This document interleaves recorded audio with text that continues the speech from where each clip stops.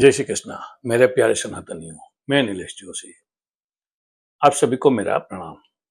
आज मैं थोड़ा अलग सा सब्जेक्ट लेके आपके पास आया हूँ। आशा है कि आपको पसंद आए। पसंद आए तो भी बताना और ना पसंद आए तो भी बताना। आप बताएंगे तो ही मुझे कुछ मालूम पड़ेंगे कि आपकी लाइकिंग है कि नहीं है। तो मेरे एक मित्र की धर्मपत्नी है, लंदन के बाजू में पीटरबरो शहर है, यूनाइटेड किंगडम में। उधर से उसने मुझे छोटी छोटी 8-10 कहानियां भेजी, जिसका अर्थ बहुत उपयोगी है सामान्य जिंदगी में, हम लोग की रोज-बरोज की जिंदगी में। तो मैं एक छोटी-छोटी कहानी आपको सुनाता हूँ, फिर आपके ऊपर छोड़ दूंगा कि उसका आपको क्या मतलब निकालना है। ठीक है, पहली कहानी है एक माँ और 2 बेटे। माँ के पास मिल्कियत बहुत थी, दोनों बेटे चाहते थे कि माँ की मिल्कियत उनको मिले।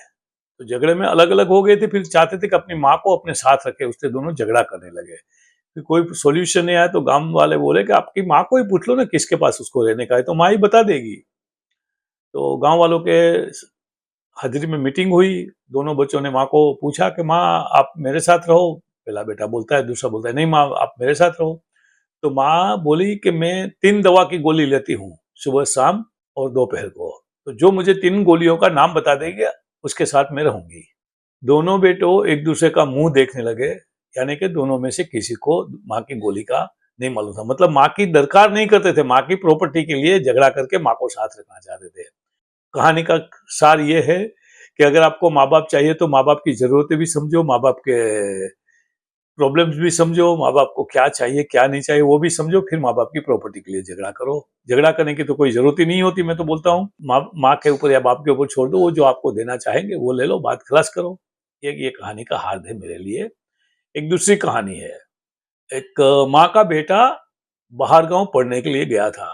तो आपको मालूम है गरीबी में माँ बाप बच्चे को कैसे पढ़ाते थे, क्योंकि वो गरीबी मैंने भी देखी हुई है। कभी कभी मेरे पिताजी कर्ज लेके आते थे हमारी फीस भरने के लिए, और वो मेरे पिताजी की डायरी में लिखता था। तो मुझे मालूम है माता पिता की हालत कर्ज लेके पढ़ाने की कैसी होती है। बेटा ने माँ को लिखा कि माँ आप मुझे फिक्र मत करना, मेरी इधर हालात बहुत अच्छी है, मैं अच्छी तरह से पढ़ाई कर रहा हूँ, खाने पीने की बहुत अच्छी सगवड़ है, तू कुछ फिक्र मत करना। माँ ने लेटर पढ़ लिया, पत्र पढ़ लिया, लेकिन पत्र पढ़ते ही माँ ने एक टाइम का खाना बंद कर दिया। खाना क्यों माँ ने बंद कर दिया? माँ की नजर से कुछ छुप नहीं सकता है। पत्र के अंत में बेटे के 2 आंसू के बूंद गिर गए थे, वो माँ ने देख लिए और माँ उसका मतलब भी समझ गई। मतलब जो माँ होती है ना, आप उनसे कुछ छुपा नहीं सकते, क्योंकि मेरे हिसाब से तो ये दुनिया में माँ का प्यार ही है ना, भगवान के बाद एक ही वो सच्चा प्यार है, जिसमें कोई सौदा नहीं होता है, जिसमें कोई कंसिडरेशन नहीं होता है, जिसमें कुछ भी नहीं होता है, खाली एकदम प्योर प्योर प्योर प्यार ही रहता है। वो माँ का प्यार है। बाकी सब रिश्ते में कोई ना कोई वो आ जाती है। मैं खुद पिताजी हूँ, मेरे 2 बच्चे हैं, एक बेटा है एक बेटी है, लेकिन मैं खुद आपको बोलूंगा कि अगर ये संसार में कोई सच्चा प्यार है तो माँ का प्यार अपने बच्चों के लिए। लेकिन इतना ही प्यार बच्चे अपनी माँ को लौटा नहीं सकते।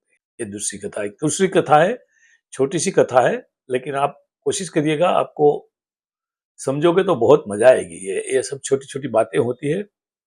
दादाजी गांव में चलने के लिए निकले तो दादाजी की लकड़ी पकड़ी थी पुत्र ने, और हाथ पकड़ा था, उंगली पकड़ी थी, लेके जा रहे थे। तो गांव वालों ने देखा कि बेटा दादाजी को लेके जा रहे हैं, तो बोला बेटा धीमे धीमे जाना, कहीं दादाजी गिर न जाए। तो जो दादाजी ने जवाब दिया ना, वो बहुत मार्मिक है और भरपूर संदेश है भरा। दादाजी बोले, अरे मैं कैसा गिर जाऊंगा, मेरे पास तो 2-2 लकड़ी लकड़ी है।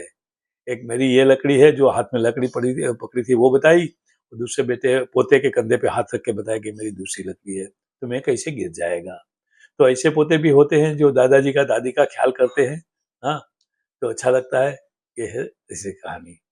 चौथी कहानी है आम का पेड़। हमारे गांव में आम के पेड़ बहुत थे, लेकिन उसके साथ बहुत सी बातें भी जुड़ी हुई थी कि आम का पेड़ में उसको जितना ज्यादा प्यार मिलेगा उतने आम के फल ज्यादा आएंगे। झगड़ा घर में कम होगा तो आम का फल ज्यादा आएंगे, और आम की जितनी आप अच्छी तरह से देखभाल करोगे इतने आम के फल ज्यादा अच्छे आएंगे। एक गांव में 2 बच्चे थे, वो आम उसके पास पेड़ नहीं थे घर में, तो आम की चोरी करने के लिए गए, तो वो पकड़े गए। तो रखेवाड़ यानी जो वॉचमैन होता है, सिक्योरिटी वाला, उसने दोनों को पकड़ लिया।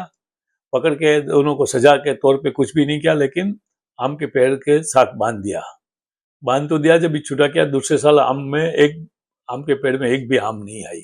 आम के पेड़ ने पहचान लिया कि छोटे बच्चे तो इनोसेंटली चोरी की थी, वो तो ठीक है, चोरी हुई नहीं थी। हाँ, क्योंकि गांव में तो हमारे ऐसे कहते फल फूल की चोरी कोई चोरी नहीं होती है, वो तो खाने के लिए करते, तो कोई भी लेके जा सकते, उसमें कोई बड़ी बात नहीं होती है। तो ये है आम का रिएक्शन मनुष्य के स्वभाव के सामने। पांचवी कहानी है, छोटी है, इसके बाद मैं ये वीडियो पूरा करूंगा। और एक मैं पंचतंत्र का वीडियो रिकॉर्ड करूंगा। भाई साहब आए ऑफिस से घर पे, तो माँ को पाँव पकड़ के थोड़ा लगता था कि माँ को पाँव में दुख है, ऐसा लगा उसको। तो भाई ने अपनी बैग साइड में रखी और अपनी माँ का पाँव दबाने लगे, मसाज करने लगे। तो माँ को बहुत अच्छा लगा, माँ मसाज की वजह से उसको बहुत रिलीफ हुआ, तो उधर ही सोफा पे ही सो गई। बहुत अच्छा लगा। फिर दादाजी ने बोला माँ सो गई, तो सोने दिया, उसको डिस्टर्ब नहीं किया, तो बेटे ने भी डिस्टर्ब नहीं किया। जब ये रात हुई तो पिताजी सोने के लिए गए, तो बेटी आई और पिताजी के पाँव में तेल की मालिश करने लगी। तो दादी तभी जाग गई थी, दादी ने देखा, तो दादी ने बहुत अच्छी कमेंट मारी, बहुत मार्मिक कमेंट है ये। हाँ, थाली, जो हमारे गुजराती लोग खाना खाते हैं ना, उसको थाली बोलते हैं। तो थाली में से कटोरी, कटोरी यानी छोटी बाटी होती है ना, उसको कटोरी बोलते हैं। तो थाली में से कटोरी में आया, कटोरी में वापिस थाली में, और थाली में से वापिस कटोरी में। मतलब कि मेरे बेटे ने मेरे पाँव दबाए, मेरी बेटी मेरे बेटे के पाँव दबा रही है। तो सन इज गेटिंग व्यू। तो आप देखना, रोज बरोज की जिंदगी में आप ऑब्जर्व करोगे, तो जो लोग होते हैं अपने माँ बाप की ठीक से सेवा करते हैं, उनके बच्चे बहुत अच्छे रहते हैं, वो भी उनको वही रिस्पॉन्स करते हैं। लेकिन जो अपने माँ बाप की देखभाल नहीं करते हैं, उसके बच्चे भी उसको इतना वो नहीं करते। मैं बहुत सी किस्से जानता हूँ, मैंने तो ये 73 की मेरी उम्र है, उसमें देखा हुआ है, ये होता है बहुत। एनीवे, आप सबका धन्यवाद। आशा है कि आपको ये वीडियो पसंद आए तो दूसरे लोगों के साथ शेयर करो, हमारे चैनल को सब्सक्राइब करो और मुझे सुझाव भी भेजो। धन्यवाद।